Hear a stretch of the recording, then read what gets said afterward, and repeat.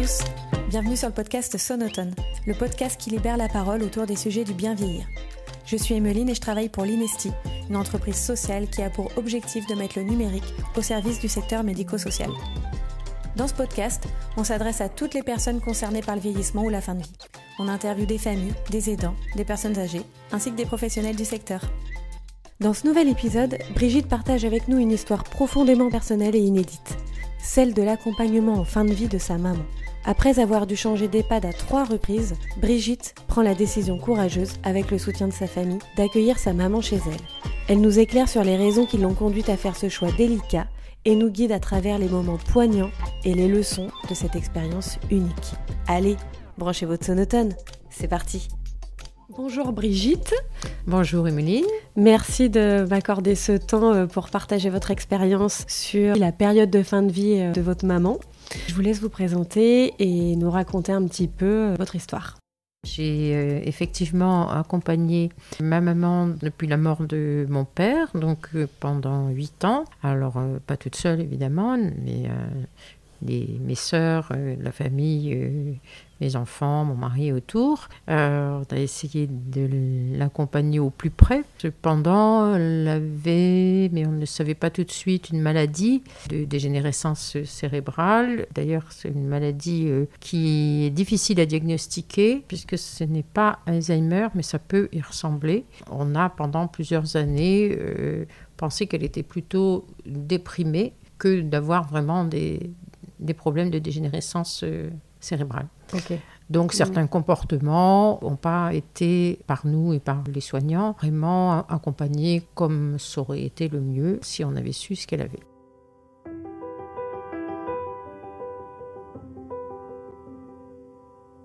Cette maladie, c'est la maladie à Cordes-Lévy et ça peut aider de savoir comment accompagner ça parce que parfois dans certaines manifestations de type hallucinatoire, auditive ou visuelle, associées à évidemment des comportements de type paranoïaque. On peut penser que c'est Alzheimer, on peut penser que c'est psychiatrique, et donc on va donner des traitements qui aggravent en fait les symptômes. Ils sont très difficiles à gérer par les soignants et par l'entourage. Voilà, donc c'est un contexte quand même un peu compliqué, mais ça n'a pas démarré tout de suite comme ça. Ça a d'abord démarré par un traumatisme, un décès brutal et un deuil pathologique, au cours duquel on s'est rendu compte ce qu'on n'avait pas vu avant, puisque quand mon père était là, il y avait pas mal de choses qui étaient prises en charge par lui. Il faisait un peu écran, il compensait beaucoup des difficultés de maman. Et donc, quand on s'est aperçu qu'elle n'était pas bien, on a pensé que malgré tout, il y avait des choses qu'elle pouvait faire d'une manière tout à fait normale, comme par exemple de déménager, puisque c'était une femme qui avait déménagé suivant son mari tous les 2 ans très souvent, donc était à l'aise avec l'idée de déménager.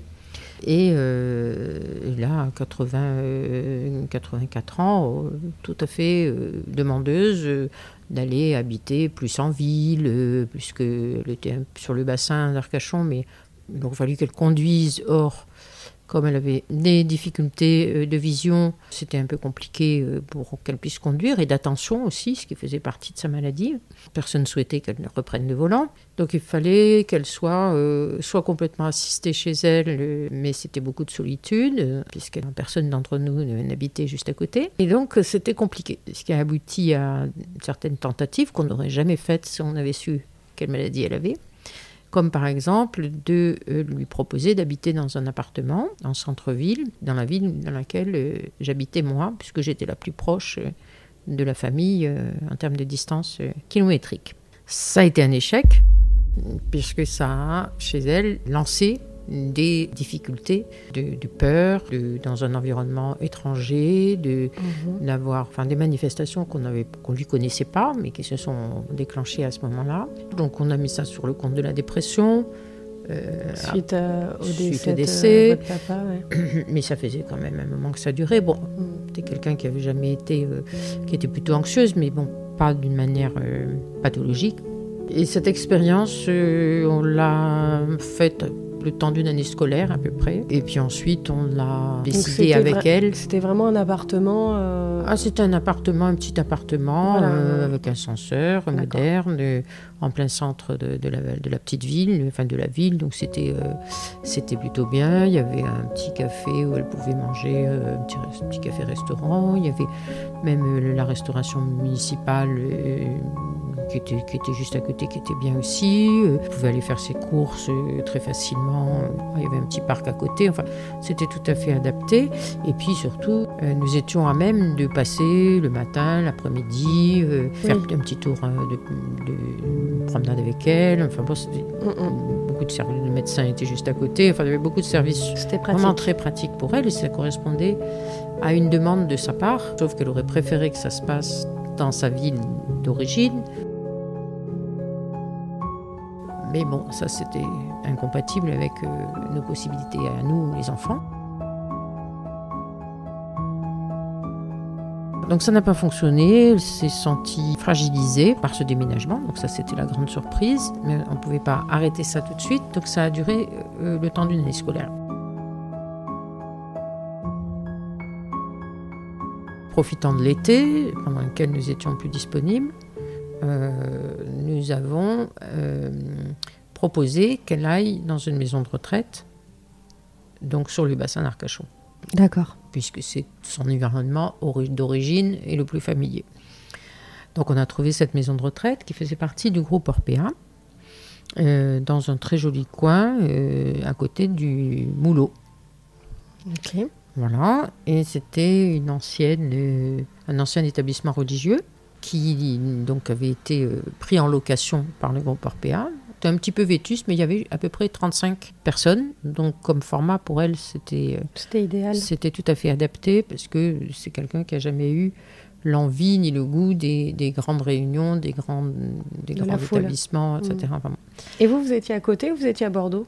Non, nous on était dans la métropole de Bordeaux. Ouais. D'accord. Mais elle avait de la famille, des nièces, etc., qui originaires donc, du bassin, qui pouvaient assez facilement lui rendre visite. Sa petite fille qui travaillait à ce moment-là sur le bassin, qui pouvait aussi venir lui rendre visite. Donc il y avait une proximité, puis elle pouvait se déplacer, sortir de la maison, c'était en terrain plat, aller jusqu'au bassin, enfin jusqu'à la jetée du Moulot, qu'elle connaissait, donc elle avait quand même une autonomie importante. Son frère et sa belle-sœur venaient passer la prendre, venait du Pilat pour lui faire des promenades. Donc elle a retrouvé une espèce d'autonomie et de ressources propres à l'attachement qu'elle avait à ce coin-là. Pas mal de ses frères et sœurs étaient revenus dans la région. Elle-même, après avoir voyagé avec mon père en famille, on a été déplacés beaucoup, à l'étranger, à l'outre-mer, etc. Elle était donc revenue depuis plusieurs années dans ce coin-là. Ce qu'elle voulait, c'était de la proximité avec ses enfants. Donc, le fait de revenir près de chez nous, ça nous avait semblé un compromis intéressant, mais bon, ça n'a pas fonctionné pour elle. Donc, retour au pays, mais cette fois dans une maison de retraite, puisqu'on n'avait personne sur place qui pouvait assurer le passage quotidien, etc. Pendant qu'elle était dans cette première maison de retraite, donc du groupe Orpea, le temps de s'habituer à cet environnement, elle a quand même commencé à manifester des hallucinations visuelles ou auditives, de penser qu'on parlait d'elle, qu'il y a des gens qui ne voulaient pas être avec elle. Il y avait des souvenirs qui revenaient qui étaient assez traumatisants. Donc elle n'était pas complètement en confiance, mais c'était ce qu'on pouvait faire de mieux à ce moment-là. Au bout de 2 ans, on nous a annoncé que la maison allait fermer.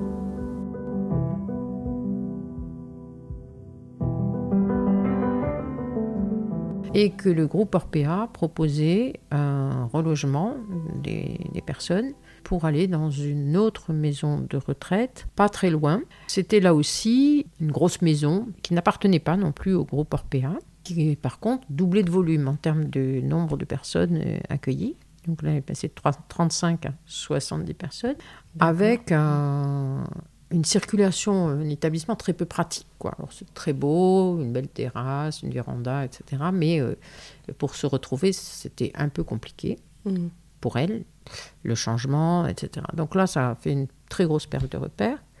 Et il y a eu très peu de temps, finalement, d'adaptation pour qu'elle puisse visiter, venir plusieurs fois, enfin s'habituer à ça.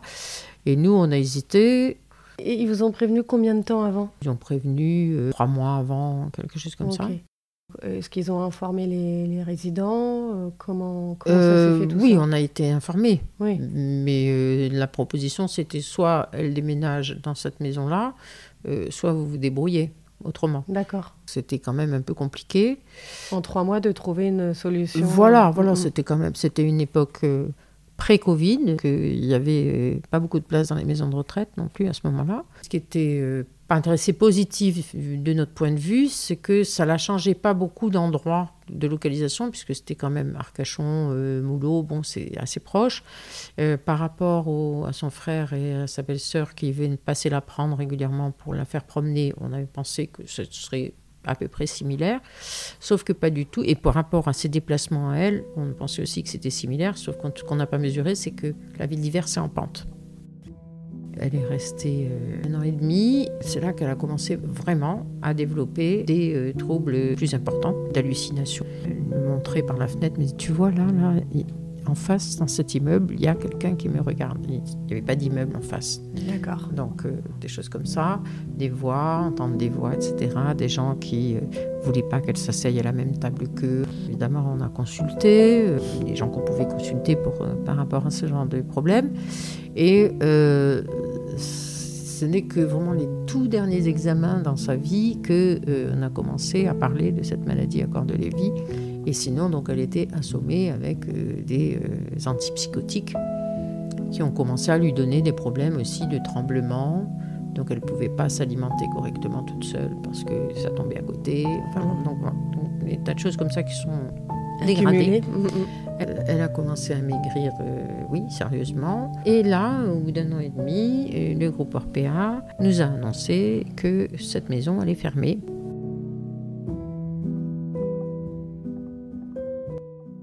Et que donc, ils déménageaient les résidents. Et par contre, il y avait une maison à Talence.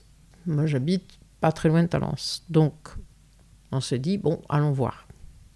On a regardé d'autres maisons, des maisons indépendantes, pas de ce groupe, etc. Mais il n'y avait pas de place, c'est pareil. Donc, on a choisi Talence, après avoir pris des renseignements, enfin des rendez-vous avec d'autres maisons de retraite, mais il n'y avait pas de place à court terme. Or, c'était impérieux, quoi. Il fallait trouver. Mais vous étiez prioritaire. On était prioritaire, mais quand même, il fallait faire vite. Il fallait se décider vite. Parce que sinon les places étaient prises. Et donc, encore une fois, à ce moment-là, ils vous préviennent combien de temps à l'avance ? Je dirais que c'était à peu près 3 mois aussi 6 mois peut-être, parce qu'il y avait l'été au milieu, donc peut-être avant l'été pour une intégration. Enfin bon, il fallait se décider. C'est pas tellement que prévenir à l'avance, c'est se décider vite. De la suite. Et qu'on prévienne 6 mois à l'avance en me disant vous avez 15 jours pour choisir. Oui. Donc vous ou aviez qu'on combien vous de prévienne temps ? 3 mois en vous disant... Pour la personne qui a déjà perdu ses repères, finalement, ça ne change pas grand-chose. Pour la famille, c'est plus compliqué. Mais pour la personne qui est déjà, de toute façon, à moitié ailleurs, qu'on la prévienne 3 mois avant et 6 mois, elle ne se rend pas compte. Ma mère, en tout cas, ne se rendait pas compte de quand elle allait partir. Ça aurait pu être demain, ça aurait pu être dans 6 mois. Oui, elle n'avait pas la notion du temps. Non, elle n'avait plus ça. Mais bon, elle changeait quand même encore d'endroit. Voilà. Donc elle avait fait un premier séjour de... 100 personnes, cette fois, l'établissement. Oui. Et tout à fait un autre style de maison. Donc là, c'était pas du tout vieillot, c'est tout neuf. Enfin, tous les couloirs peints dans des couleurs pastel qu'on ne différencie pas quand on a une vue abîmée. Donc ça sert à rien de les peindre dans des couleurs différentes. Quasi hospitalier. Elle avait quel âge à ce moment-là ? Et à ce moment-là, elle avait 88 ans.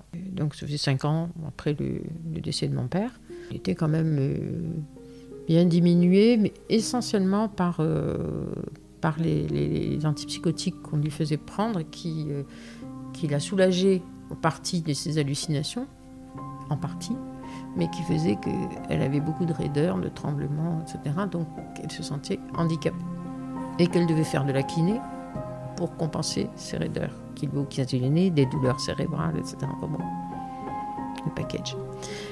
Donc du coup, elle est arrivée là, donc les gens, la plupart très gentils, plein de bonne volonté, un kiné, le kiné, il est vraiment mignon, ce petit kiné, vraiment, il est très gentil, il me fait faire des exercices, il insiste. Donc, quand elle était dans ces moments de lucidité, elle était capable d'apprécier les personnes. Tu sais, j'ai parlé avec cette dame, je lui ai dit que ça ne m'intéressait pas du tout de faire des ateliers parce que je n'entends rien. Donc elle m'a proposé des promenades. D'accord. Donc elle était contente des contacts avec le personnel. Par contre, elle n'a plus mangé. Elle s'est progressivement dénutrie et il faut dire que pour avoir mangé à plusieurs reprises avec elle, à la cantine, c'était juste vraiment pas mangeable. Elle a cessé de manger, donc elle ne mangeait que les desserts ou les gâteaux que je lui apportais.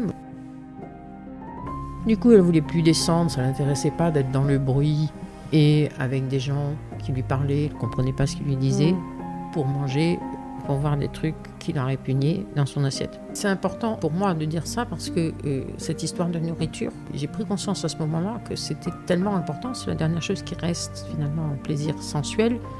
Finalement, le plaisir, c'est ça. Donc le thé, ça je l'ai vu plusieurs fois, il arrivait tiédasse avec un sachet jeté dans de l'eau tiède. Et puis petit à petit, il y a d'autres choses. Donc la douche, 5 minutes, montre en main, avec quelqu'un qui lui criait dessus parce que comme elle était sourde, il fallait crier. Elle a réussi à se battre quand même pour obtenir qu'on lui fiche la paix, qu'on ne lui fasse pas une douche tous les jours. Vraiment, ça c'était très grave. C'était très maltraitant. Et c'est pas les gens, c'est vraiment le timing imposé. Les soignants sont confrontés à ça, et les aidants sont confrontés à ça. C'est compliqué pour la famille parce qu'on doit expliquer à la personne qui est là que c'est comme ça et qu'on n'a pas de moyen d'obtenir que ce soit autrement. On est dans une maison de retraite publique, on se dit les moyens ne sont pas très importants, mais quand le coût du service est de 4 000 € par mois, on commence à se demander si c'est vraiment correct. Là-dessus, changement de direction, évidemment, changement de personnel, et du personnel de remplacement, pas forcément formé, parfois maltraitant, ce qu'elle a vécu. Donc, des gens qui allument la lumière quand vous dormez, qui soulèvent votre drap pour voir si vous avez une couche. Ah, mais elle n'a pas de couche. Hop. Et qui s'en vont en éteignant la lumière et en claquant la porte. C'est elle qui vous a raconté tout ça ? Oui. Oui, puis c'était pas des hallucinations parce que c'était très précis et c'était factuel, pas du tout dans un état de délire. Il y avait des états de délire et puis il y avait des moments où elle était tout à fait consciente. Et il y a eu pas mal d'épisodes comme ça. Et puis elle a commencé à être vraiment dénutrie. Donc le médecin a réagi assez tardivement. Moi je l'ai vu voir à mon médecin généraliste qui a fait faire des examens plus poussés et qui s'est rendu compte qu'effectivement elle était déjà très dénutrie. Mais ça veut dire qu'à l'EHPAD, il n'y avait pas de suivi par rapport à ça ? Il prenait l'attention et puis voilà, c'est tout. Elle ne mange pas beaucoup, il prenait l'attention, il faut la faire boire. Et dans le dossier, quand j'ai repris le dossier, quand je l'ai ramené chez moi, j'ai constaté qu'il lui avait mis 10 kilos de plus que ce qu'elle avait à l'entrée. C'est-à-dire que la transmission du dossier entre les deux maisons, de l'Oasis jusqu'à Relais d'Essence, s'était fait avec 10 kilos de plus à l'arrivée. Et donc, il ne la voyait pas dénutrie, puisqu'il l'a pesée tout habillée, je ne sais pas quoi. Enfin, ils ne se sont pas rendus compte. Là, Orpea, depuis le début. Quand est-ce que ça a commencé ? Ils n'ont pas pesé. Qu'est-ce qui s'est passé ? Elle est décédée, elle pesait 42 kilos quand même, 6 mois plus tard.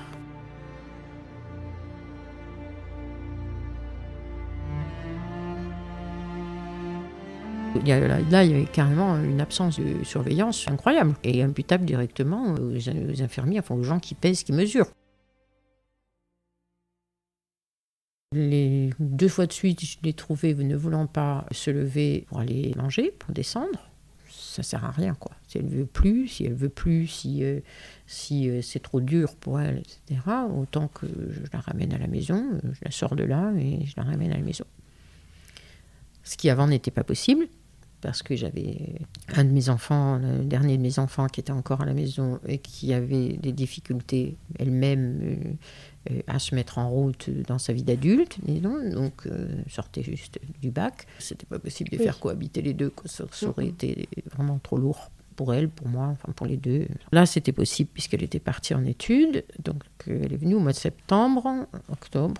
Au mois de décembre, elle était hospitalisée par mon médecin. Donc, elle était hospitalisée à Bagatelle pour voir si on ce qu'on pouvait faire pour la remettre peut-être un peu sur pied. Donc ils l'ont dopé un peu, ils ont fait...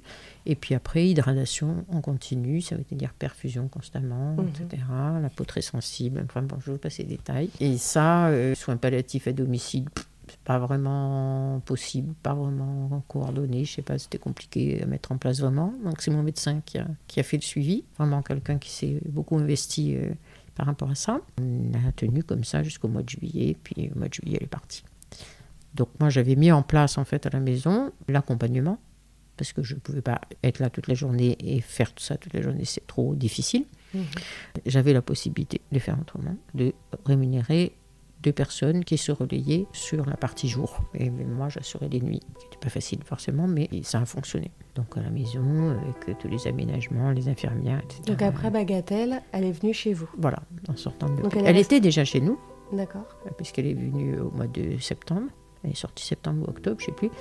Et c'est en décembre qu'elle a dû être hospitalisée parce que la renutrition, etc., ne fonctionnait pas. Les analyses n'étaient pas bonnes. Donc hospitalisée pour voir si on pouvait envisager de faire une transfusion ou pas. Puis finalement, elle était trop fragile et les chances de succès étaient trop faibles pour qu'on fasse cette transfusion plaquettaire. Donc on est rentré à la maison et là, on était dans le palliatif jusqu'à la fin, enfin 6 mois.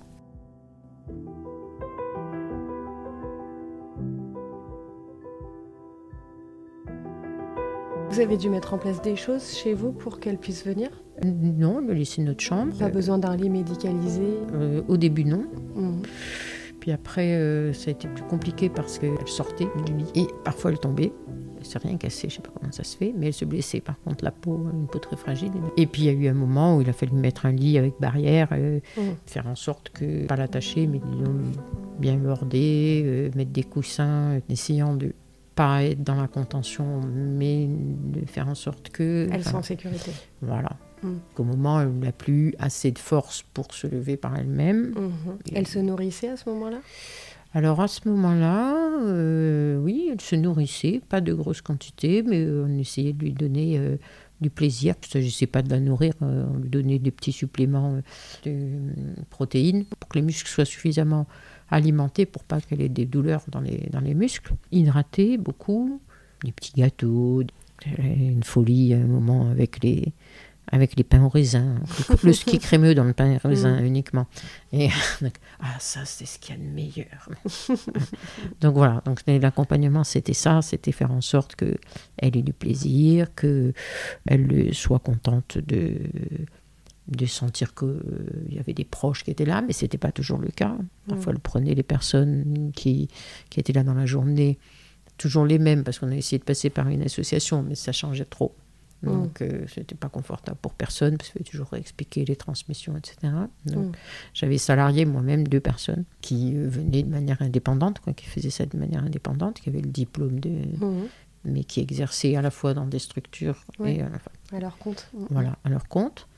Donc ça s'est bien passé entre les 2 personnes, les transmissions, les infirmières, puis le médecin qui passait, et puis mes sœurs qui passaient, mes neveux et nièces. Vous étiez à la retraite à ce moment-là ? Et elle est restée combien de temps ? Au total, 9 mois. 9 mois.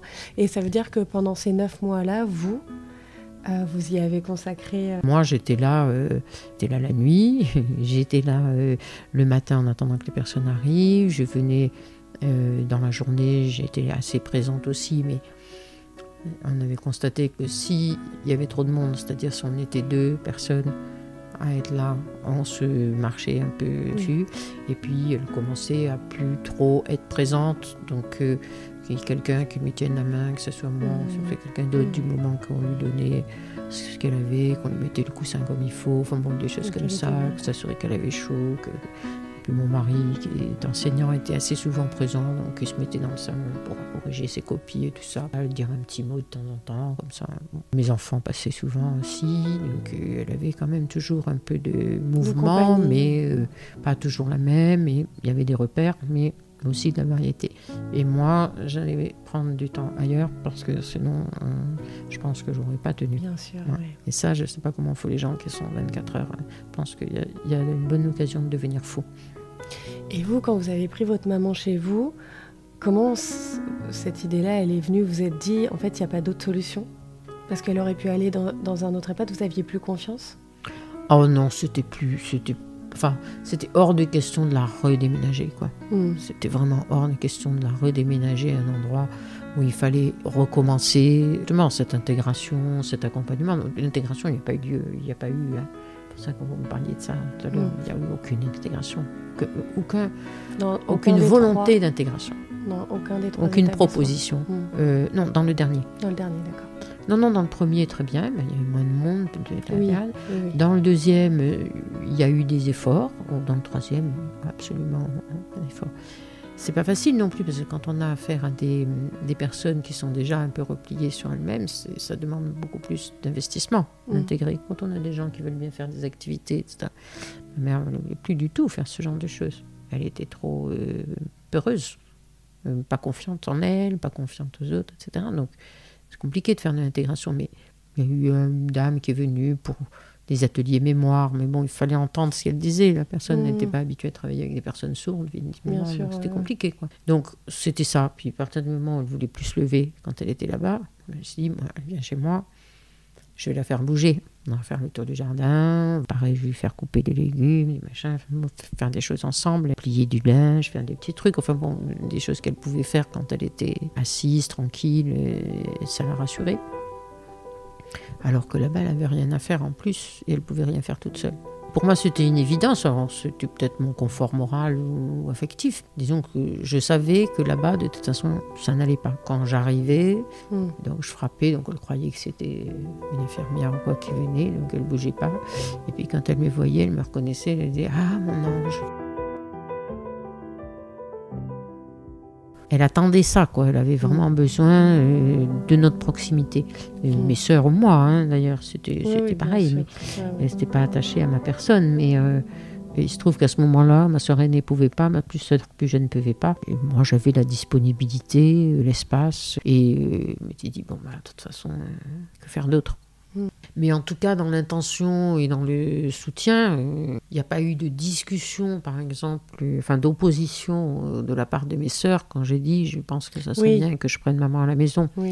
Elle n'est pas bien là où elle est, visiblement. Tout le monde a suivi. Tout le monde a suivi. Mes sœurs m'ont dit, est-ce que tu es sûre ? Ça va aller pour toi ? Comment tu vas t'organiser ? N'hésite pas à demander si tu as besoin de quelque chose. Qu'est-ce qu'on peut faire ? Voilà, ils sont venus plus souvent. Mon mari m'a dit tout de suite, si c'est ça que tu veux, on va s'organiser. Mes enfants ont dit, bien sûr, on va venir aussi. J'ai pas eu l'impression d'être seule à mener ça, quoi. C'est ça aussi qui était possible. Maman avait pas des gros revenus, mais bon, payer 4 000 pour la maison de retraite ou dépenser 3 000 euros ou 3 500 euros pour payer des personnes s'occuper, c'était pas ce qu'elle mangeait qui nous coûtait beaucoup de sous, donc que l'un dans l'autre, ça s'équivalait, et pas de raison économiquement, en tout cas, ça tenait la route, puisqu'il n'y avait pas de loyer à payer, vu qu'elle était chez nous, donc voilà. C'était, je ne dirais pas que je suis contente. Je me sens raccord avec ce que j'ai fait. Je suis reconnaissante à mon mari d'avoir rendu ça possible, parce que c'est quand même pas évident d'avoir quelqu'un qui est déprimé, malade, en train de finir de vivre sous son toit. C'est moins facile que d'avoir un petit enfant qui apprend à parler ou à marcher. Oui, ça a été très réfléchi. Ah oui, c'est à l'issue d'un choc de la voir. Elle était à un point de non-retour, quoi, dans son comportement par rapport à l'endroit où elle était, que je me suis dit, ça peut pas être pire à la maison pour elle.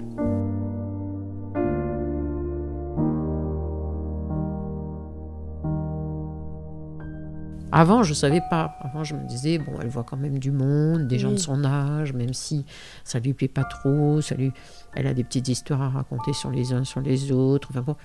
Et puis, quand j'ai vu qu'il y avait plus de lourdeur et de souffrance et de mal-être et de violence physique, parce qu'être tiré pour aller être mis dans la douche, c'est la violence physique. Donc, pour moi, ça a été la goutte d'eau. Stop, quoi. Pas la peine de continuer comme ça, il n'y a pas d'avantage. Après, il fallait savoir qu'il y avait une possibilité qu'elle puisse aller se faire soigner, maison de repos, ou soins, etc. Ou si ça, c'était pas... Même ça, c'était trop tard. À partir du moment où ça, on m'a dit que ça, c'était trop tard, il fallait juste accompagner, quoi. Je pense que... Si c'était à refaire, vous referiez la même chose ? Oh oui, sans hésitation. j'essaierai d'anticiper un peu plus, de me renseigner un peu plus sur les dysfonctionnements physiques, les choses à prendre en considération pour aménager un peu plus, un peu mieux. Parce que ça, on l'avait fait, mais ce n'était pas suffisant dans le détail. Et donc, ça aurait pu lui éviter quelques blessures, de se faire mal en se cognant dans un meuble, enfin, voilà, de savoir à quel point elle avait la peau fragile, des choses comme ça, que quand il y a des pansements, c'est des souffrances supplémentaires, etc. Enfin, bon, c'est des choses médicales, mais que évidemment, je ne connaissais pas. Et puis pareil, pour les histoires de lit, il faut faire en sorte d'avoir le meilleur matériel possible, parce que ça se joue à ça, à la technicité aussi, pour les derniers moments. Et justement... pour avoir tout ce matériel médicalisé, spécialisé, est-ce que vous êtes considérée comme aidante et est-ce que vous avez le droit à des aides, sachant que vous prenez votre maman chez vous? C'est pas en tant qu'aidant, je pense qu'on a des aides là-dessus, c'est plus en termes de prescription médicale et de la personne, pour la personne, et de mutuelle de la personne. D'accord. Donc, il n'y a pas de statut reconnu. En tant qu'aidant, pour pouvoir aménager le logement, par exemple, ça s'adresse à la personne. C'est la personne bénéficiaire de ça, je pense. Donc, à travers la sécurité sociale et la mutuelle. Voilà, la mutuelle, l'ARS, etc. Donc oui, il y avait des aides pour elle, pour la prise en charge prendre en charge une partie des frais, par exemple, liés. C'est la prestation d'autonomie, l'APA. D'accord. Donc on avait fait cette demande. Bon, c'est très bien que ça existe, mais c'est totalement insuffisant, évidemment. Ça, c'est ce que reçoivent les établissements, les EHPAD. Ils reçoivent ces aides-là au nom de la personne, les interventions auprès des personnes, du personnel soignant, donc pris en charge par l'ARS, sur le calcul de cette autonomie. Donc on vous fait une douche. Il y a un tarif pour ça, qui est versé à la maison de retraite. Ce tarif, il correspond à 5 minutes de temps de travail. Donc on pourrait penser que le tarif que paye la famille ou la personne, ça permettrait d'avoir 10 minutes au lieu de 5 minutes. Mais je ne crois pas que c'est utilisé pour ça. Après, c'est peut-être des mauvaises pensées de ma part.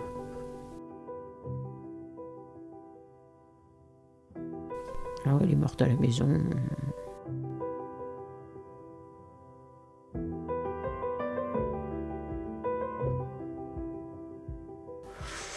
Mais je trouve que ma sœur aînée était là, donc on était 2 avec elle. C'était pas compliqué, parce que sur la fin, évidemment, comme elle ne pouvait plus la perfuser, c'était plus possible, ça tenait plus, elle commençait à avoir des escarres, etc. Donc pour la douleur, on lui a donné de la morphine, puis bon, ça a lâché un peu naturellement, disons. Donc voilà, l'histoire. C'est important si ça peut donner des pistes de réflexion, parce que c'est apaisant aussi de se dire qu'on a fait ce qu'on pensait être le mieux, à tort ou à raison, mais ce qu'on pensait être le mieux, du mieux qu'on a pu pour une des personnes qui a fait la même chose avec nous dans notre vie. Merci Brigitte. Désolée. Ah non, mais c'était super. Merci à vous de nous avoir écoutés jusqu'ici. Si cet épisode vous a plu, n'hésitez pas à le partager à toutes les personnes qui pourraient être intéressées et à nous faire un retour via la plateforme de podcast sur laquelle vous nous écoutez. Si vous aussi, vous souhaitez témoigner, contactez-moi via le site internet de l'Inesti, www.linesti.com. Merci à tous et à bientôt.